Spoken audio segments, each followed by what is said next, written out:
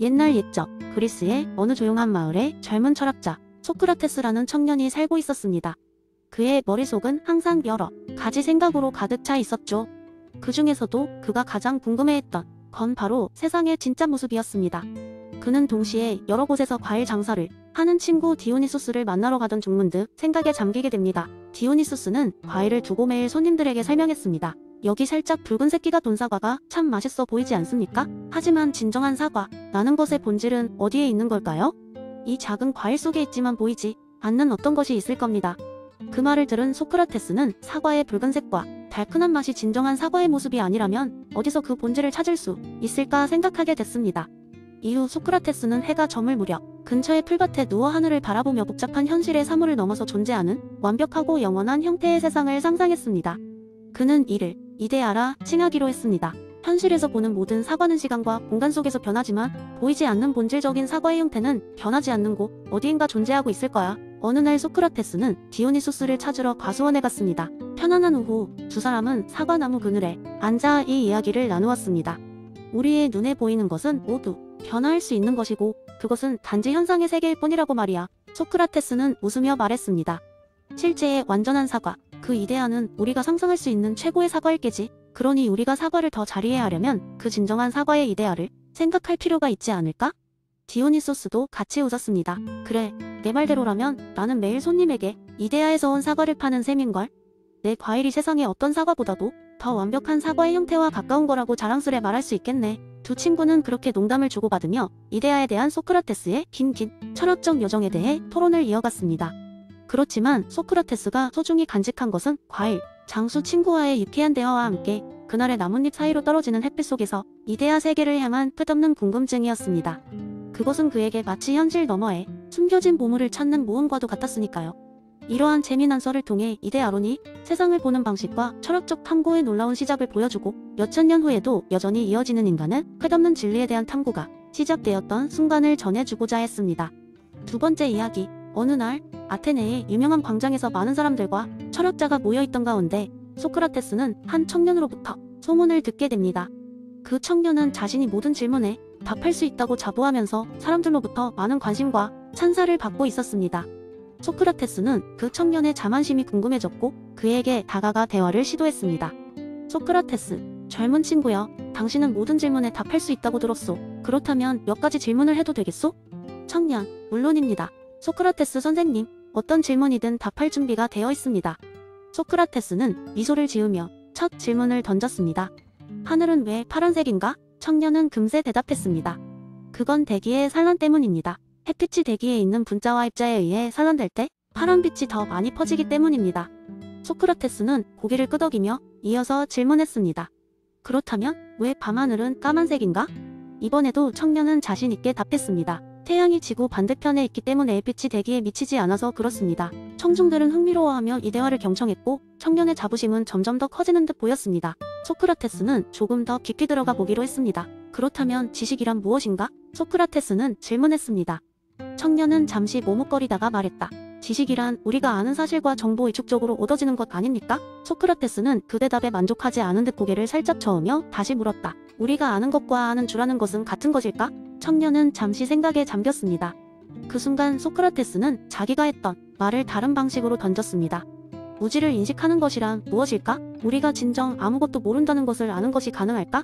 청년은 대답을 시도했지만 앞선 질문들처럼 명쾌하게 답하지 못했습니다. 그의 자만심은 점차 사라지고 대신 깊은 생각에 빠져들었습니다. 소크라테스는 미소를 지으며 말했습니다.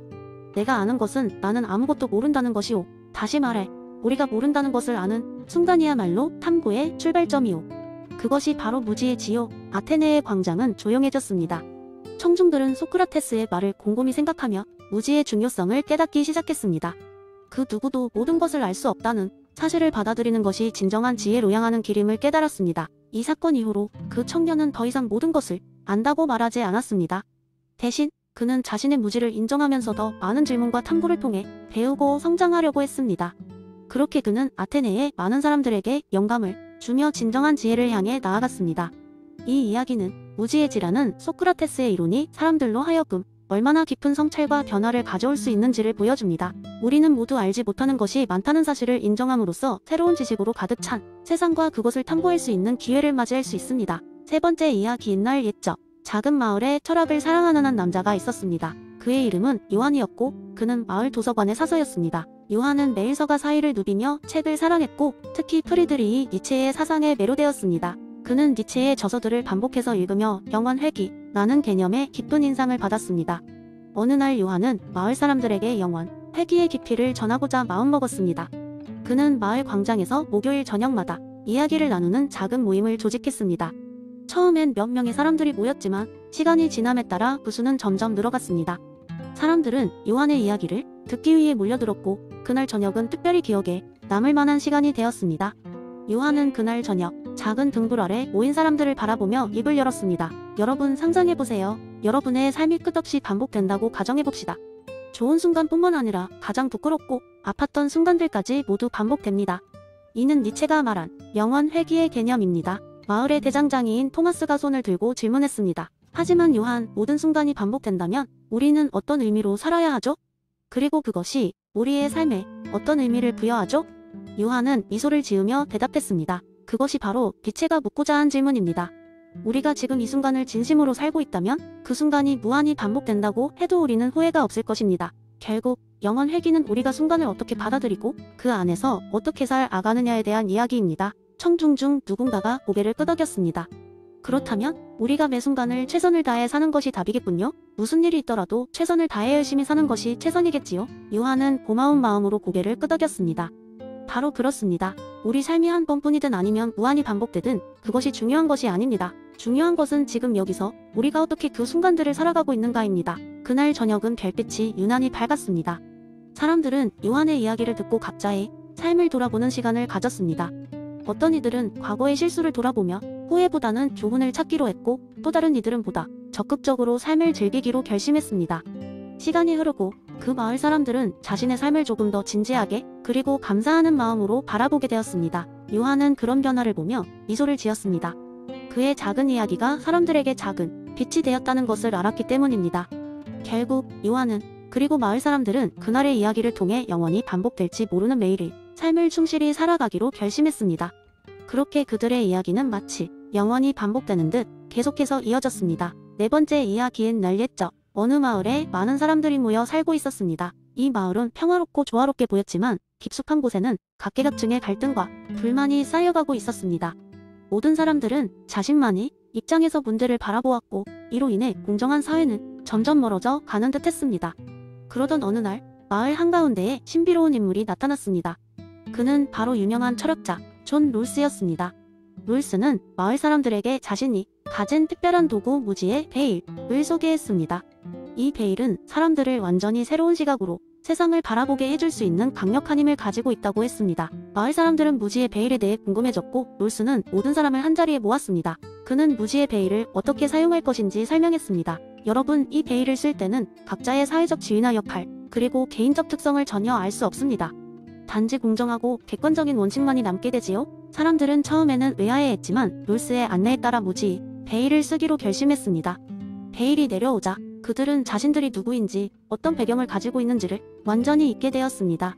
이런 상태에서 그들은 자신의 이익보다는 사회 전체의 이익을 위한 규칙과 원칙을 마련하기 시작했습니다. 놀랍게도 무지의 베일을 쓴 상태에서 사람들은 모두가 공평하게 교육을 받을 수 있는 권리, 건강에 대한 기본적인 접근성을 보장하는 법, 그리고 사회계층 간의 공정한 부의 분배 같은 원칙에 대해 합의하게 되었습니다. 시간이 멈춘 것처럼 보였던 순간이 지나고 베일은 거두어졌습니다. 사람들은 자신의 정체성을 기억해냈지만 그들이 함께 합의한 원칙에 깊은 인상을 받았습니다. 이전에 있던 갈등과 불만은 사라지고 그 자리에는 서로의 이해와 존중이 가득 차 있었습니다. 그 후로 마을은 롤스가 제안한 원칙을 바탕으로 새롭게 거듭났고 사람들은 서로를 더 잘 이해하게 되었습니다. 이 이야기의 교훈은 무지의 베일을 통해 개인의 편견을 넘어서 공정한 사회를 만들 수 있다는 것을 일깨워 주었습니다. 이렇게 해서 존 롤스의 무지의 베일은 그 작은 마을에서 나아가 수많은 사람들에게 정의롭고 공정한 사회란 무엇인지에 대한 메시지를 전달하게 되었습니다.